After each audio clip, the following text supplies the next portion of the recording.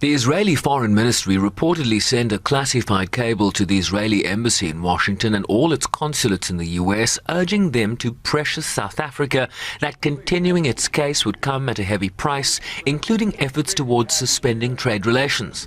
The cable urged Israeli missions to work with lawmakers on the federal and state level, in addition to governors and Jewish organizations, to put pressure on South Africa to change its policy towards Israel. Israel wants members of Congress to issue public statements condemning South Africa and threaten consequences that could see trade relations suspended. But South Africa's presidency has since indicated it intends to move forward with its case at the ICJ next month. To provide facts and evidence to prove that Israel is committing the crime of genocide in Palestine.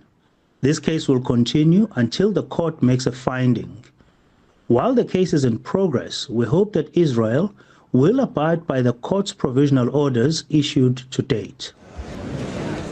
It's worth noting that the US House of Representatives passed legislation in May that seeks to establish a process for a comprehensive review of the bilateral relationship between the United States and South Africa, claiming that Pretoria's foreign policy actions were inconsistent with its publicly stated policy of non-alignment, citing relations with Hamas, its pursuit of closer ties with the People's Republic of China and the Russian Federation.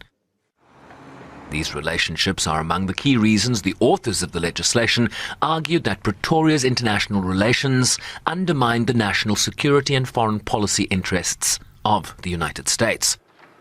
That legislation has not been taken up by the Senate and would need the US president's signature to become the law of the land.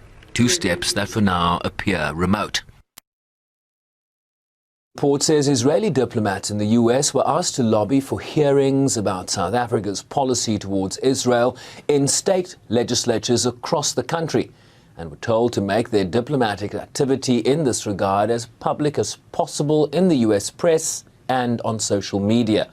Citing the cable, the report says Israeli diplomats were instructed to emphasize that the ANC had a chance to change course as part of the new government and pursue dialogue with Israel instead of boycotts and punishments.